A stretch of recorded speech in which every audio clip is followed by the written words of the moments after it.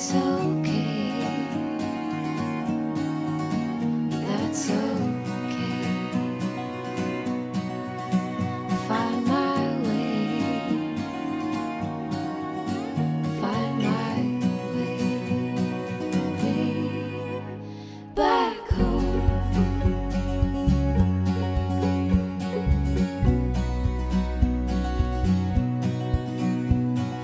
I've got a plan. You don't know it. See the future, but you don't show it. That's okay. That's okay.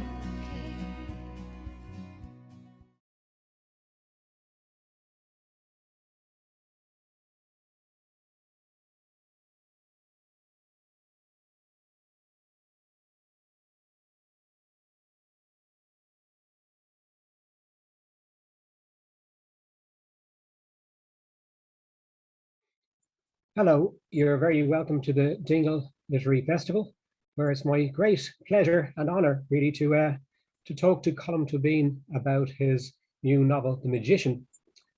I think Colm will need very little introduction to anybody. He's the author of, as far as I remember, 10 books at the moment, going back to 1990 with South, then The Heather Blazing, Blackwater Lightship, The Master, Testament of Mary, Brooklyn, Nora Webster, and so forth, 3 of which have been shortlisted for the Booker Prize. So it really is an honor to talk to you about your new book, Colm. Perhaps before I ask the questions, you might give us a flavour of how the book is. This is just a small bit from the opening part of the book, where Thomas Mann's mother. Thomas Mann was born in Lübeck in the north of Germany in 1875. He came from, a big mercantile family, went back generations. They owned warehouses and they owned ships. And his mother was born in Brazil.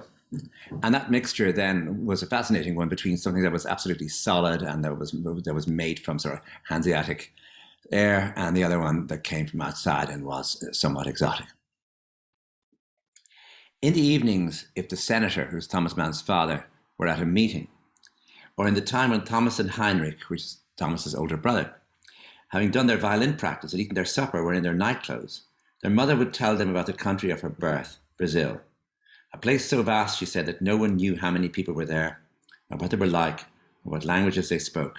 A country many, many times the size of Germany, where there was no winter, and never any frost or real cold, and where one river, the Amazon, was more than 10 times longer than the Rhine, and 10 times as wide, and many smaller rivers flowed into it that reached back deep into the forests, with trees higher than trees anywhere else in the world, with people whom no one had ever seen or would see, since they knew the forest as no one else did, and they could hide if an intruder or an outsider came.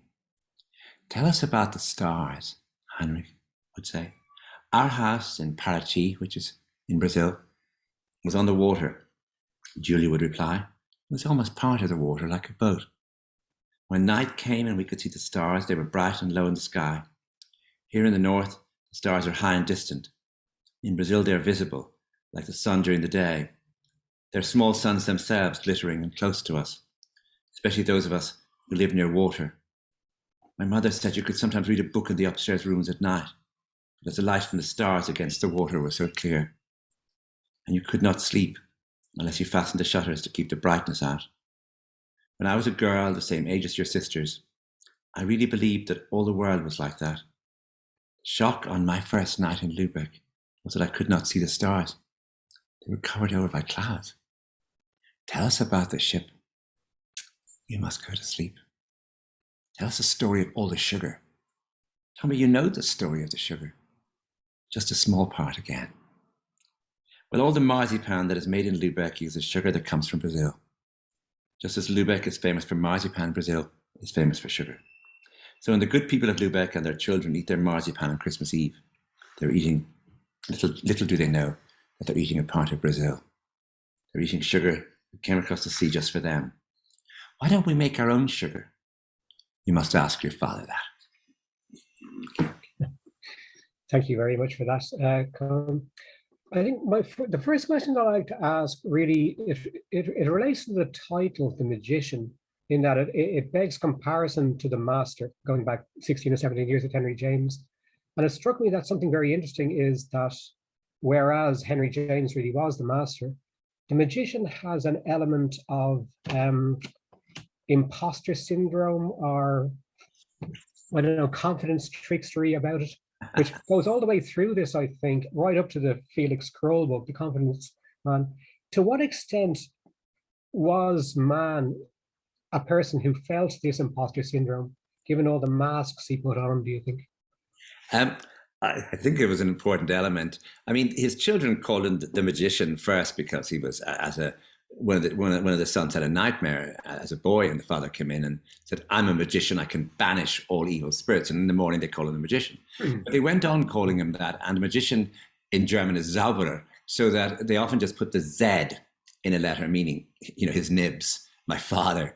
And I suppose they didn't really think he was a magician. They thought he was a very straightforward and conforming fellow. And he himself certainly, I mean, there's no element in him really. He wasn't wild in any way, and he didn't perform miracles. And he was, as you say, someone who perhaps sought plausibility all his life in a way that plausibility didn't come naturally to him. There was an element in him of a sort of someone who was chancing his arm. I mean, he wasn't, for example, a scholar, but people thought he was. He wasn't. He was a married man with 6 children, but his dreams were homosexual dreams, and he became a great Democrat in America, especially during the war. But actually, early on, during the First World War, he wasn't a Democrat at all. He was a monarchist, and he was a Prussian militarist, and he was hot-headed. So every time you try and pin him down, he escapes. But there's a feeling that he himself, within himself, realized just the amount of work it took to really to appear in public. Yeah, it strikes me. I mean, in some of his fiction, it almost comes across like I think is it Christian and Buddenbrooks has that sort of almost play acting thing. Even Ashen, when he's looking back in Death in Venice, he's an established author, but he has these doubts about himself. And doubt seems to run through all of his fictional creations. Leverkusen, he has doubts about what he's doing as well. It seems to be very much part of man, even though he has this persona in public of almost a Yeatsian statesman or something like that. It's a very interesting. Yeah. But when I read, I think the Yeatsian thing is good. When I read Man first, I suppose I thought all writers wrote out of certainty, out of confidence, out of entitlement, out of a sense that I produce this and it is there. And there's a straight line between imagination, production, process, and the thing. And it was only later I realized, for example, in the case of someone like Virginia Woolf, that just how much nerves went in, how much anguish, how much uncertainty, how much instability. I think with Yeats, it's always different because there is a sense of him. I know he made himself with masks, but he did have an extraordinary sort of inner strength, which was, and a sort of sense of entitlement. But as you say, Man, if you study him closely, in his best books, his characters are all sort of imposters or trying things out. Yeah, or tricksters.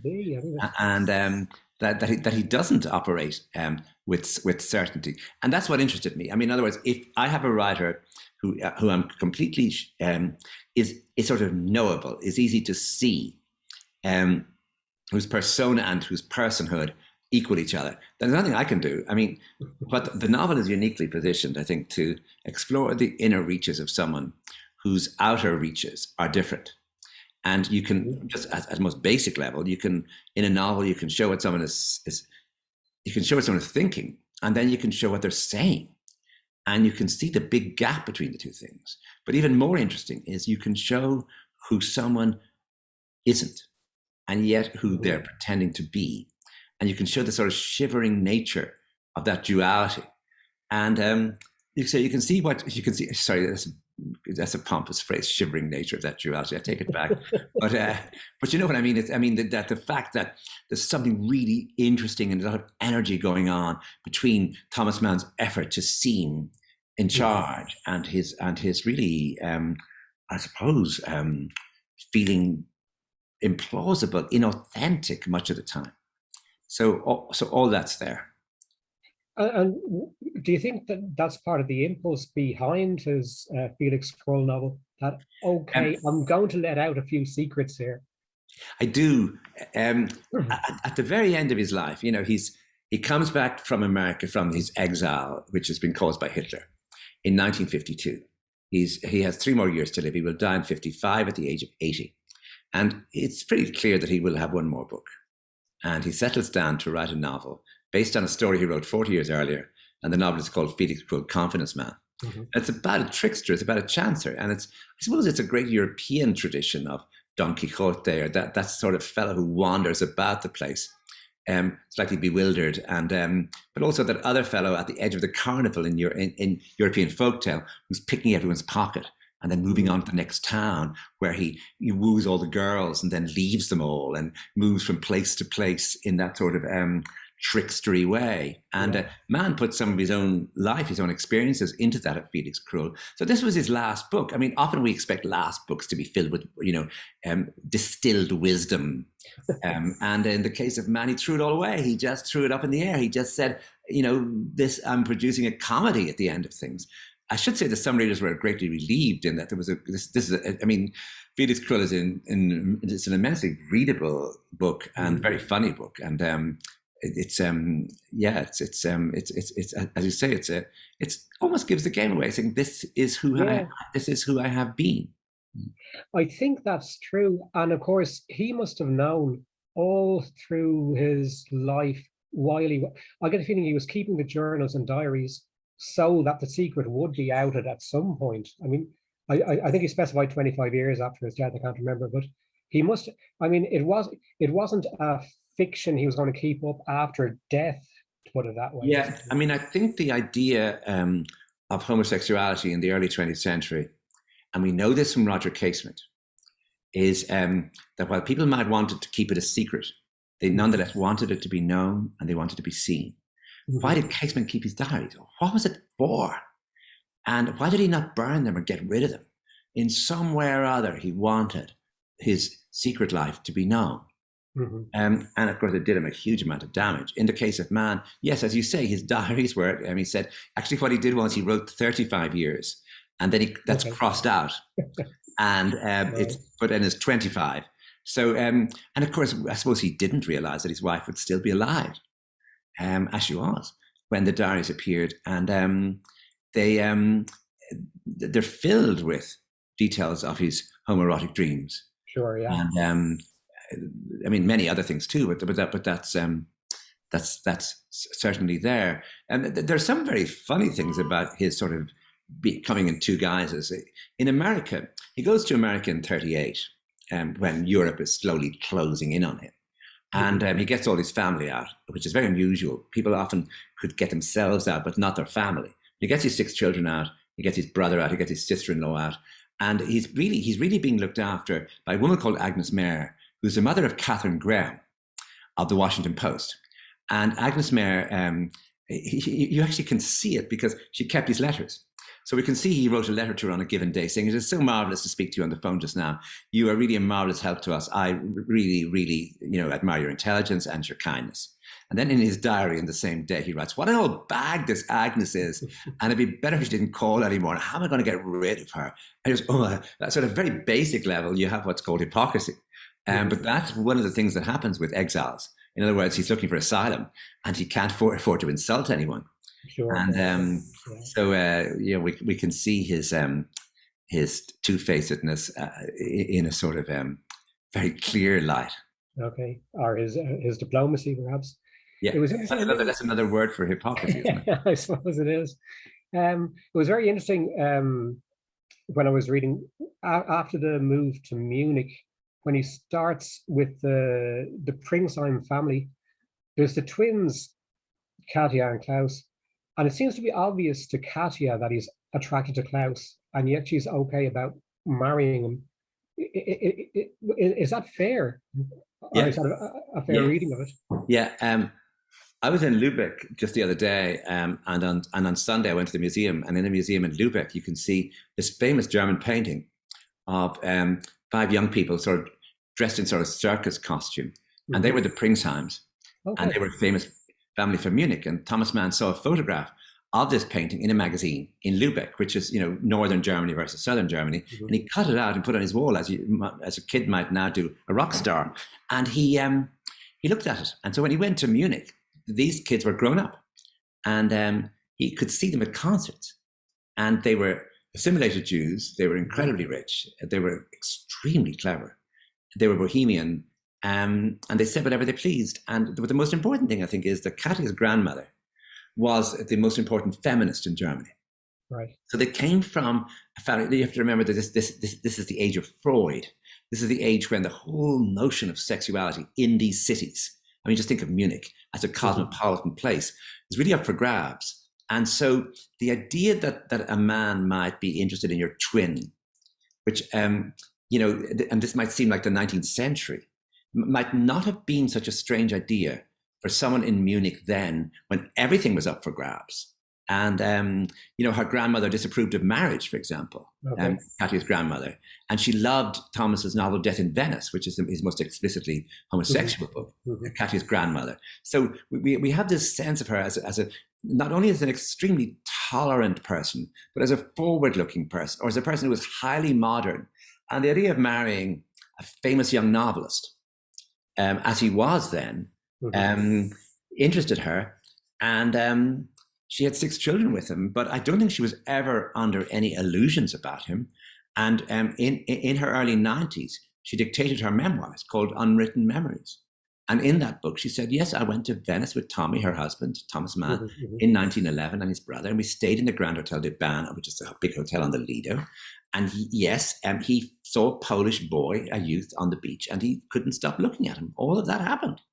And she says it in a very straightforward way. She says, he didn't follow him in the street, which he does do in the story. That he didn't do. It's some fiction. But the basis of it was just something that happened the year before. So that, people thought the book was the boy was a symbol of beauty or was a metaphor for something.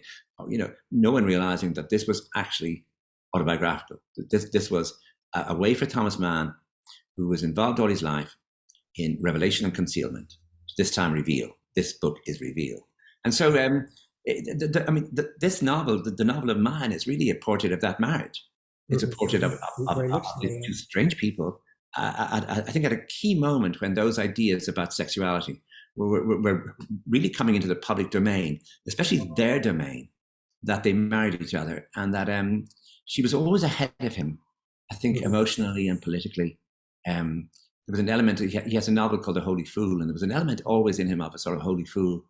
She was never a holy fool. She was a Democrat before he was, and she was certainly, I think, much more fired up about the Nazis earlier than he was. And it would be hard to imagine him married to anybody else. Yeah, absolutely. And certainly not having the tolerance she had, I think, for him. Now, there's a nice segue there when you say about how he drew heavily on his autobiographical, encounters or whatever, and then fictionalized little bits. So obviously Buddenbrooks is a fictionalization of his early family and Death at Venice. And then he changes Katya's sex to Hans Castorp for the trip to to Switzerland and so forth. In something like The Magician, or for that matter, The Master, how much leeway do you have to add little fictional scenes that are sort of developments from the record, if you like to put it that way? I suppose the answer to that is very little and a lot. And the first thing the facts is a kind of scaffolding. In other words, in order to create the building, you need a scaffolding, which you can sort of, as it were, remove later. My job is to create an illusion. And the illusion is that you are in the mind of Thomas Mann, and you're experiencing what he's experiencing, what he sees, what he remembers, what he knows, what he feels. And then my job is to try and stop you from asking too many times, did this really happen? Yeah. I know that people do that. And what I did was I took it, if I say he's in Munich in this year, he is in Munich this year. If I say he went to America following that, then he did. There are a few invented characters. When I have no information at all about when he worked in fire insurance. His family found him a job. I think it happens to every writer where your mother or your father says, look, you should get a job. And he got a job in fire insurance. There's no information about that at all. So I had to invent a colleague for him who sort of rats on him, who eventually comes around to his apartment, and they have some kind of sex, but not much. And but other than that character, I think there are no invented characters in the book. And there are obviously a lot of invented conversations in real rooms, in rooms where these things genuinely happened. And I give him thoughts that I'm imagining he has, because this is more than anything a work of imagination. I'm imagining every scene by scene by scene. I'm finding a sort of drama, and I'm looking for conflict. I'm looking for moments that I can work out where there are opposites happening, and even it's between himself and his children, himself and his brother, or indeed just within himself, or indeed, and my job is to keep the thing as intimate as I can, so that the large events are happening. I mean, the First World War, the Second World War. Of course, But I'm not actually, it is at one remove from those events. But I'm sticking to the facts as much as I possibly can. But in the end, they don't interest me in the sense that they're just springboards or scaffolding or something that can easily be dispensed with in the general illusion that I'm trying to create. Yeah. I suppose that's where it differs from straightforward biography. Yeah. You have the scope to it. For example, I've no idea if this scene happened, but there's a lovely scene in America where they're listening to, I think it's one of the Beethoven late quartets, and slowly the musicians shed their Americanness and become more German as the piece goes on. Now, I don't know if that happened or not, but it's hugely memorable. And it should have happened if it didn't happen.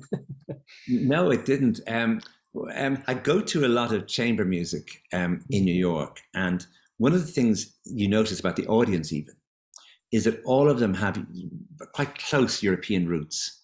In other words, that their grandparents came in the 30s.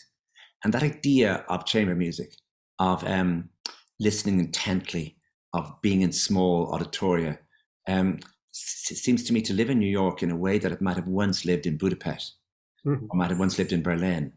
What I'm talking about, I suppose, is something that's essentially Jewish tradition.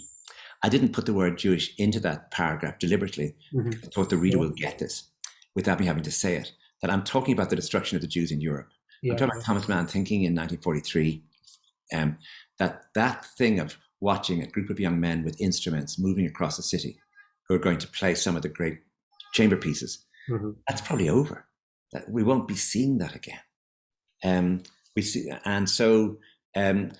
mean, that little paragraph comes out of a lot of things that I experienced and that I remember, but also, so I'm imagining a moment where he's looking at them, and see, he's been sexualizing them quite a lot with his eyes. He's very good at gazing at people. So I think he's the handsome one, he's the handsome one, or he's the other one, and suddenly he stops doing that and he starts looking at them and he sees ghosts. He sees ghosts.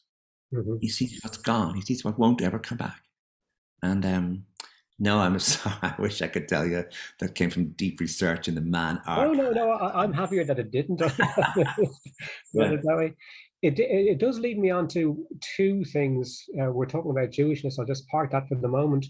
But just on music, it's such a big part of what he does, I think, in his writing. And what your book brought out was I wasn't aware, for example, of why the Mahler piece had been chosen for the film version of Death in Venice until I read your book. And the whole Mahler connection, there was the earlier Wagner connection. Then there's the Schoenberg connection. And I don't know, a lot of commentators have said that they didn't think he himself had the knowledge. And he was getting it from Adorno, he was getting it from whatever, and he was almost plagiarizing what Schoenberg was doing. I wonder, is that an element of his, I don't want to keep saying imposter syndrome, but did he feel adequate, or did he feel kind of like he was not exactly pulling a fast one, but I don't know. I don't know how to phrase the question, but I hope it's coming across. As the Second World War went on, he wrote a novel called Dr. Faustus. He took the Faust myth and he brought it into the 20th century. And he gave it to a German composer called Adrian Leverkühn. And he had Adrian Leverkühn invent a system of composition which was very close to the system invented by Arnold Schoenberg, who was another of the German exiles living in California at that time. When Schoenberg read Thomas Mann's book, he said he could not have written these passages. He doesn't know enough. Right. Only person who's in his circle who could have written this is a man called Adorno. Yeah. And what Thomas Mann had done was he had got a book, an unpublished book by Adorno, who was a musicologist as well as a philosopher. Yeah. And it was an unpublished book, and there were 3 or 4 pages of it describing this business of 12-tone composition. And he, working with Adorno, he just simply took it out. It was an early version of cut and paste, and he put it into his book. And Adorno didn't mind at the time. Later on, of course, as usual, he pretended that he had more to do with the book than he in fact did. Okay. But Mann had a problem I think we all have, which is that 19th century German music especially is so powerful, you know, from Beethoven right through Schubert and Brahms and up into Mahler, that's what Mann loved. That was the music he loved. That was the music he listened to, and it was the music he cared about. What came afterwards, what's called the Second Viennese School. I mean, you get people like Schoenberg, Berg, Webern. Mann didn't understand what they were doing because he didn't listen to it much, because he wasn't a musicologist. I mean, he wasn't, that wasn't his area. There were so many times in his life, and so many novelists do this. You move out of your comfort zone. I mean, for example, I haven't got a word of German. Right. That's interesting. I mean, if you ask me like straight out, come on, you don't have a word of it, do you? Say, no, I don't have a word of it. So that you're always using the excuse, well, I'm just someone who makes images. I'm just. And what you're doing is, of course, you're feeding on the work that other more serious people have done, like biographers, like musicologists, like historians. And you are somehow just not in their league in relation to the hard fact and the serious piece of scholarship, that you're always the magpie. You're always sort of swimming between, serious pieces of land while you're just,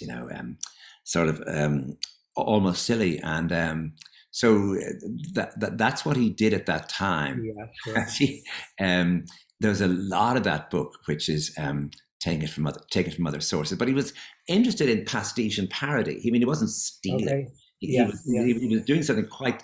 He was doing something quite deliberate. And what's strange is that he almost becomes, in these years, say 40, 42, 43, 44, he almost becomes a great man.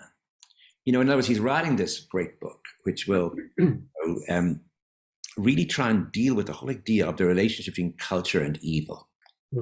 And this is an important question, because he has to deal with the idea that the very same music that he loved, which, say, for example, the music of Wagner, Hitler also loved. And he has to think about the idea of the 19th century symphony orchestra, that massive thing, the symphony orchestra, with all the components, that stirred the human spirit. It stirred audiences, and big audiences. I mean, your halls of 1,000 people are being stirred, having their imagination fired. And that gave people enormous pleasure and energy. But some of the energy was poisonous.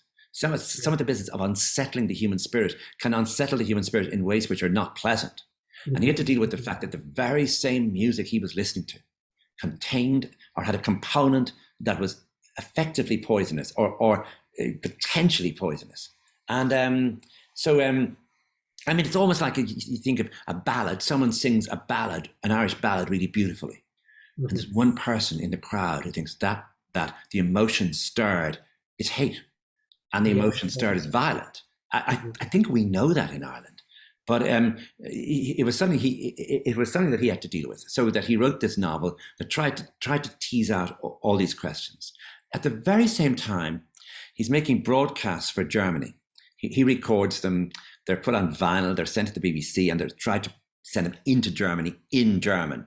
And of course, he's talking about anti-Semitism. He's talking about the sheer foolishness of the ideology behind it, National Socialism. But he's also touring America, and he's getting as many as 6,000 people come to hear this German. And he's faltering English, and the speech he usually gives is called "The Coming Victory of Democracy." And it's not the need to defeat Germany or the need to defeat fascism. It's about the future. It's about the coming victory of democracy.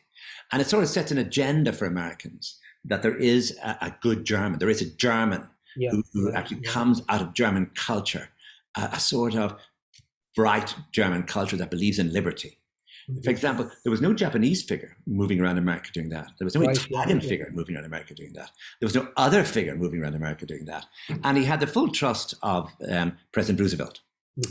And he moved around America. And so that there's a sense in those few years that whatever he had done in his life culminated in this great book, and this also becoming this figure who represented a sort of old, rational German culture that would emerge again and would become a great democracy, as it did. So that in that sense, in Germany now, he's taken as a prophet. And me writing a novel about his, as you say, his implausibility, his inauthenticity, his being a trickster, it's not necessarily particularly welcome. It's not as though, this is the vision Germans have of him. It mightn't be welcome, but it's certainly a useful corrective, I would have said. But there we go. That's a different question that we won't enter into. I was thinking a little bit about certain parallels between. Well, first of all, the figures of Henry James and Mann, in that they both had the strong older brother. They both had a period in exile. They both, there seem to be parallels going on. It was interesting to me that in the first one, in The Master, you chose to focus on a 5-year period, but this one has much more of an epic scope. It's covering the early 20th, the 20th century up to the Cold War. What was your thought behind that? Was it that man wouldn't fit into a smaller compass? Yeah, Henry James was born in 1843. And he died in 1916. And so his life, while it was affected slightly by the American Civil War and by the outbreak of the First World War, for most of his life, he lived in a time of peace and plenty. From his point of view. And he definitely could get on with his work. And his disappointments were very minor ones to do with, books not being well received or being lonely. But there were minor ones. The problem, and I, as you say, I did the book for a 5-year period before he writes 3 great books. He has from 1895 to 1900, more or less disappointment. And so that he has a huge failure in the theatre. That's right. He doesn't write a great novel during that period. So that therefore there's a lot of time to go over the various things that are preoccupying him. You can't do this with Mann. And I did think about it a lot, and I wanted to do it at the beginning, to find a more intimate time, to find a more, I suppose, circumscribed sort of field of for the narrative. But the problem is that you have to do things in flashback. You can't do the First World War for Thomas Mann in flashback, because the First World War was such an important time where he really went nuts, and he in the first months of the war, he really becomes a militarist. You need to describe this in slow time. You can't just have it something that you flash back to. And you need to show it where people don't know at what point it's going to end. What point is Thomas Mann going to become rational again? And you have to almost give it its full position in slow time, chronologically in the novel. So you don't know what's coming after. What's coming after, you have to sort of move into it slowly using an awful lot of detail. And it's the same with the death of his father. And it's the same with the Munich Revolution. It's the same with this meeting Katia. All of these things require huge amounts of just very slow, careful, detailed work, because all of them have a sort of an ambiguity at the core of them, something that can't easily get settled, and you need to move in slow time. So I moved into the chronological method that's used by the biographer. And I was uneasy about this, because I thought, well, people are going to think it's just a sort of a failed biography. It's a biography by a novelist. It's going to not help my case. But there wasn't an alternative. But then, it's not quite that, in that it tends to jump a few years to specific moments, which is a kind of interesting way of doing it. Yeah, so I don't have any of the responsibilities a biographer has. For example, we spent a lot of time, almost a decade, writing 4 novels about the Joseph story from the Old Testament. Yeah, that's and I think I mentioned it once, because I just feel like it's not my job to go in each novel comes to explain how it was written, to give the whole detail of it. So therefore I felt free.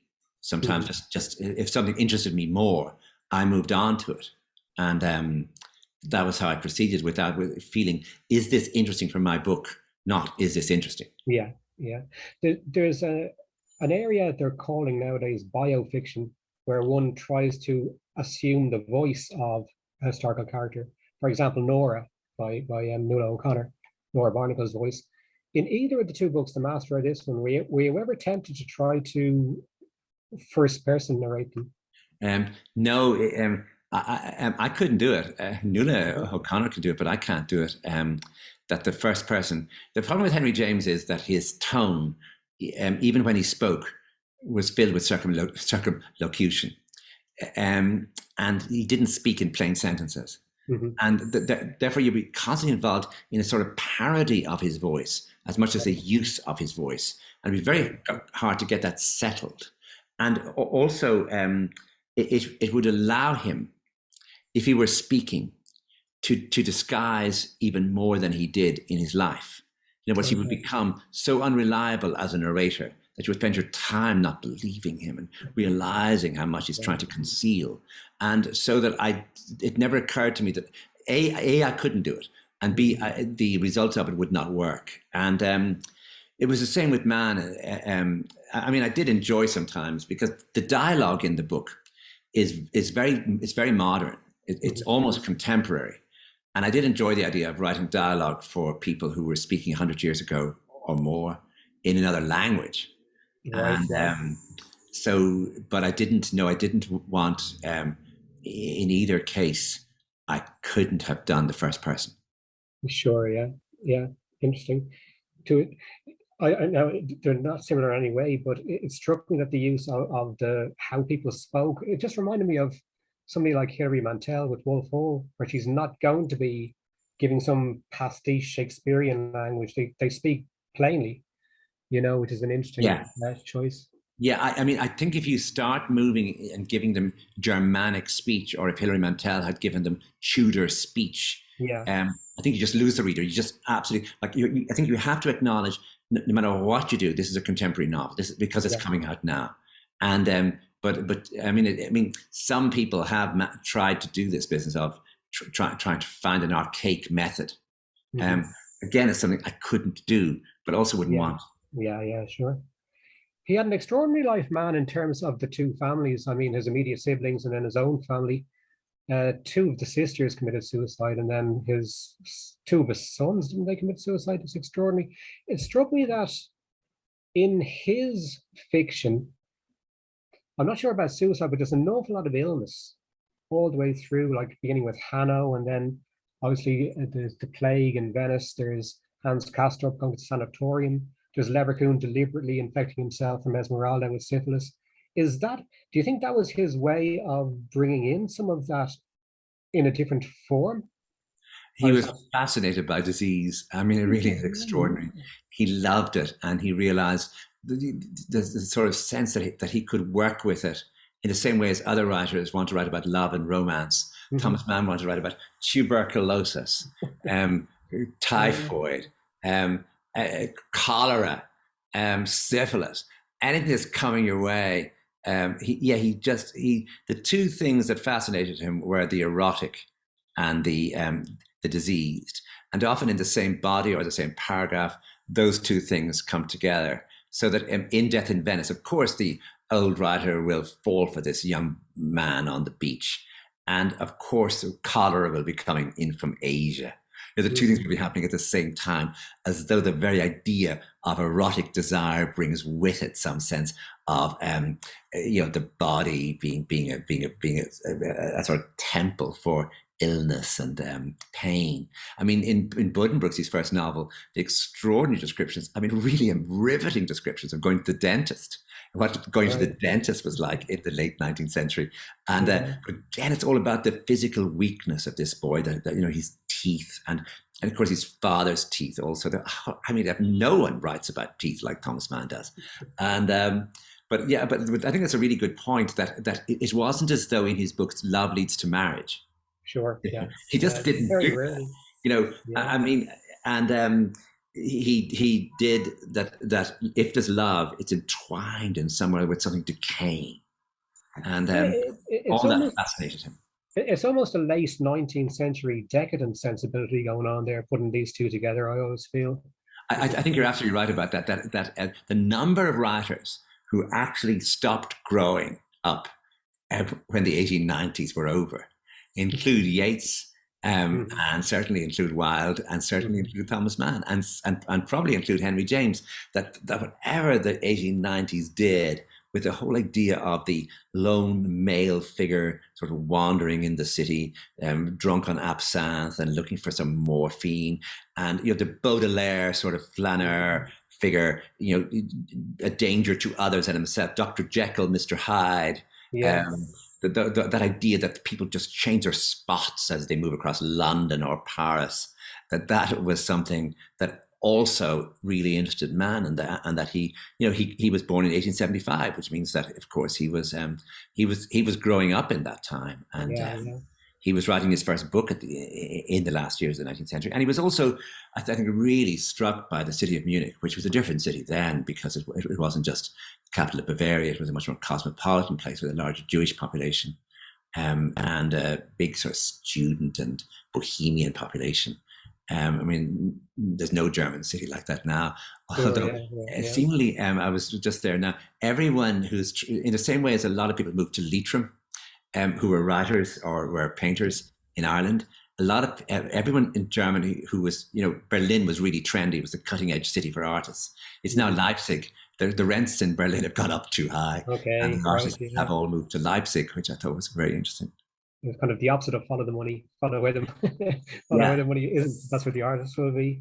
Yeah. I'll just finish then with one final question. I said I was going to park Jewishness for the moment. So the Pringsheims, they're assimilated Jews, but there seems to be from the get-go an awareness of that you treat very subtly. It sort of comes up with Mahler's widow, if I remember a little bit more openly. Was that a difficult area to treat? Yeah, you have to be very careful with it. It's absolutely clear, I think, in those passages that the house and the way they're behaving is a way that people would associate with high bourgeois Jewish people in Germany. Their extraordinary interest in culture, for example, and their house itself. So you realize Thomas Mann is watching all this, and he turns to his friend and says, "Hold on, are they Jewish?" And the friend says, "Well, no, they're Protestants, but you mean that they converted?" No, they assimilated. And of course, this of course means nothing in the 1930s. It's assimilated or not, they're Jewish. No, of course. That Thomas Mann's children are therefore considered to be Jewish. And so that Alma Mahler, it's extraordinary. She's the widow of Gustav Mahler. She arrives and she I read 2 biographies of her, and there it all is, all her vicious anti-Semitism, just rampant, just going on about Jews, who's Jewish. And I realized that there's almost a sense that this was part of who some people were. But the thing is not to overdo it in the book, of course, and also to make clear that once Hitler rises, everyone becomes much more aware of it. And Katya's Thomas Mann's wife, his father-in-law is treated really badly. All his money is taken from him, and he's humiliated in most horrible ways. And of course, Heinrich, Thomas Mann's brother, his first wife, Mimi, she was the one who was stuck in Europe.